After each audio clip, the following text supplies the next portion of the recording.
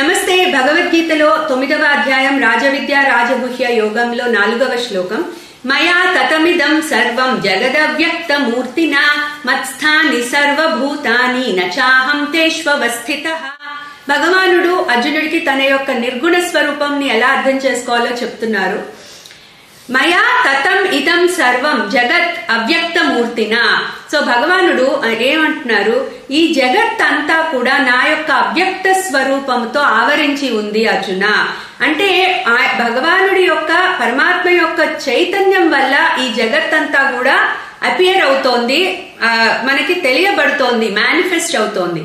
మత్స్థాని సర్వభూతాని, సమస్త జీవులు కూడా సమస్త జగత్తు నాయందు ఉంది.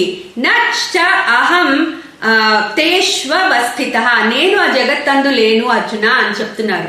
సో ఇది ఇక్కడ ఎట్లా అర్థం చేసుకోవాలంటే, పరమాత్మ యొక్క చైతన్యం వల్ల ఈ జగత్ అంతా కూడా మేనిఫెస్ట్ అవుతోంది. పరమాత్మ ఒక సబ్స్ట్రాటం అనుకుంటే ఆ సబ్స్ట్రాటం మీద ఈ జగత్తు అపియర్ అవుతోంది. సో అంటే ఆయన యొక్క మాయ వల్ల. సో ఆ మాయ నుంచి మొత్తం జగత్తు సృష్టింపబడింది.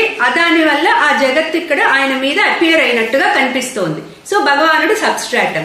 ఇప్పుడు ఏమంటున్నారు, కానీ నేను ఆ జగత్తు యందు లేను అంటున్నారు. జగత్ అంటే ఇంపర్మనెంట్ నేచర్ ఉన్నది. జ అంటే జాయతే, గా అంటే గచ్చతి, తి అంటే తిష్టతి. అంటే పుట్టడము మరణించడము కొన్నాళ్ళు ఉండడము. సో పుట్టడము మరణించడం మధ్యలో కొన్నాళ్ళు ఉంటుంది ప్రతి వస్తువు కూడా ఈ జగత్తులో, ఇంక్లూడింగ్ సమస్త భూతాలు.